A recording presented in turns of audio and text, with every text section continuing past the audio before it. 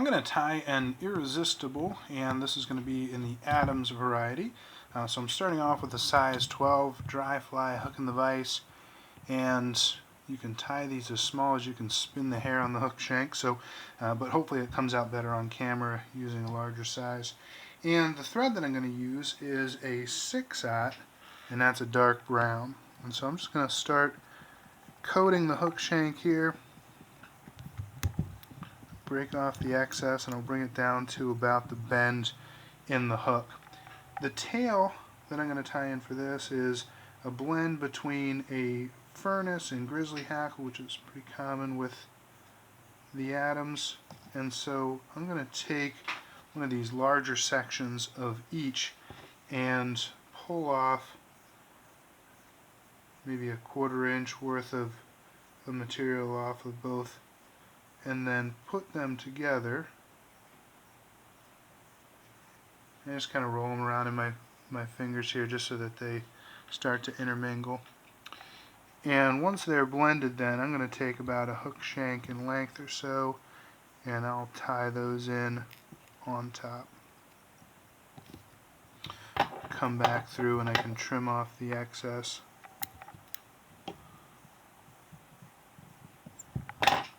And just make sure they're nice and tied down.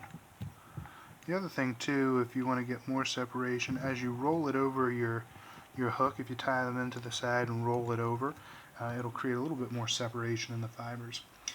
So to protect that tail, as I start to add in my deer hair, I'm going to use a piece of masking tape. And what I want to do with this is rip off a piece, and I'm going to place this so that it starts at the end of my thread line there, and I bend this straight over the vise and everything, so it'll be nice and locked down. As mentioned, I'm going to spin hair with this, so I've got it's a natural light body hair, deer hair, and I'm going to take off maybe half a pencil width worth of material, and you'll notice that it's light towards the hide, and as it works up it gets to be more gray by the tip, and I'm going to tie this in a lighter color, so I just want to use that inch or so, half inch or so that's by the hide. So I'll cut it to the size or rough shape, and then I'm going to remove any of that under fur. I'll hold it right on top. I'm going to take 2 soft wraps, and on the second one just pull straight down, let it spin, and then I can start to advance my thread up the hook shank. With these smaller size hooks, you're going to get a little bit of that hair get trapped in the gap of the hook, so just use a closed scissors to remove that.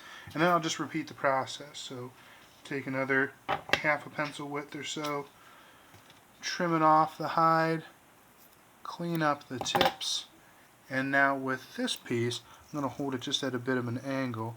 I'm going to take 2 wraps, and again on the second just kind of pull it straight down and then work my way up through.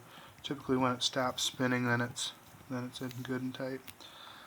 So I'm just going to take 2 clumps. Now I've left myself enough room to tie in hackle and some other things here in the front, but I can get to grooming some of this. I'm just going to put in some turns, just kind of a stop point with this, and then I'll come back through and whip finish, and I'll trim off the excess. Now the first cut that I'm going to make is to relieve the gap in the hook, so I'm just going to take a straight cut back until I find my hook, or the point of my hook, and I just want to make sure that I've trimmed it as tight as possible there, because I want to make room for the gap in the hook so I don't have any poor hookups because of that spacing. Now I'll just come through, and I'm holding my scissors at an angle. I'm just going to put a taper back towards the end of this fly, so the front of it will stick out.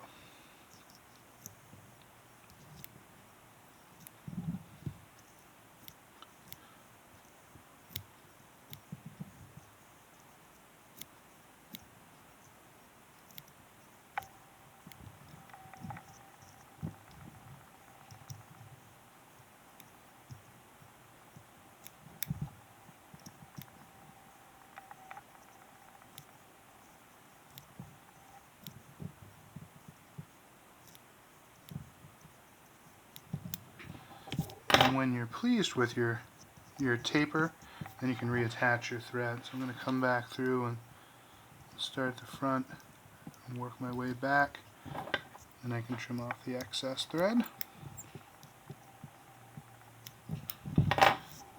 Alright, and now I can come back through and start to add my upright wings, and for that what I like to use is just a dry fly, and this is a rooster neck.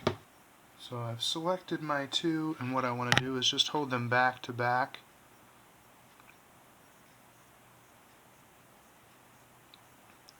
And so, just like a goose bite or anything like that, it starts to create that V shape, and that's what I want to be on either side of the hook. And so what I'm doing here is just kind of getting my spacing. I don't strip this down because I find that if I strip it down to just the stem, it rotates when I tie them in. So I'm just going to tie these on top, and you'll see how they kind of naturally split from one another. And so then I'll trim off the stem. Now I'll come through and I'll hold them straight up. I'm just going to put a little thread ball to help them stand up. And what happens then is you start to get some of those loose fibers stick out. So I just come back through and trim those off.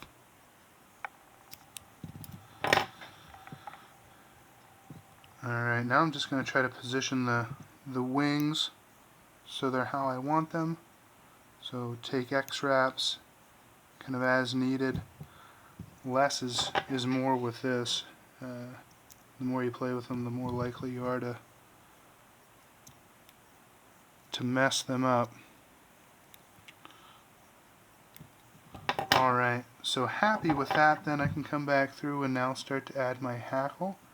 And again, I'm going to go back to the two colors of hackle that I'm going to use, which is the furnace hackle and the grizzly. And obviously want them to be the same size. And clean off the stem here and trim that. And do the same thing for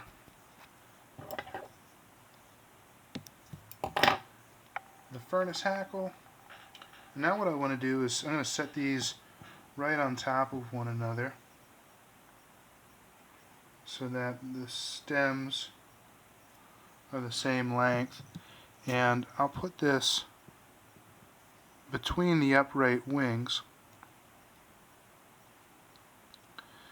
and make my wraps behind, and also come back through and catch them on the front. I'm going to put in a whip finish here just as a security blanket.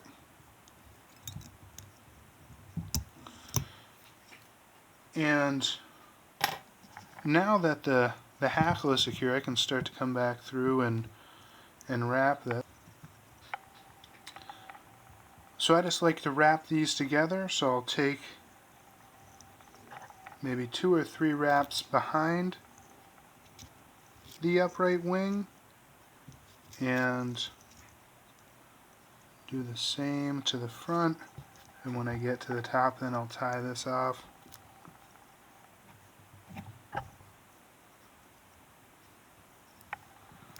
Hold everything back and start to build out a little thread head here.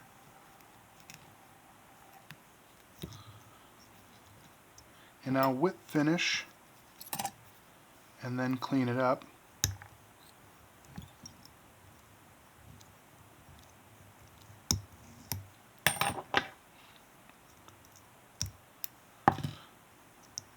Again, when I remove hackle,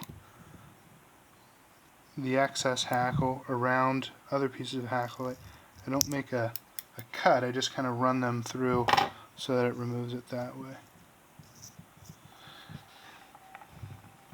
And now that I've got that removed, I can take off the tape.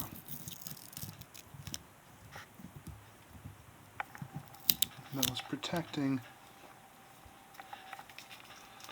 my tail, and I can come and see if there's any additional trimming that needs to be done.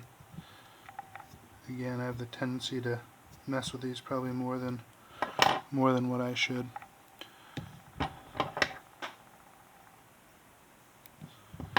I'll just put a drop of head cement here.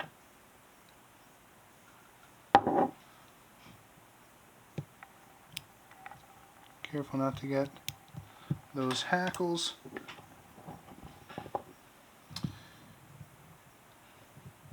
And there it is. That is an Irresistible in an Adams.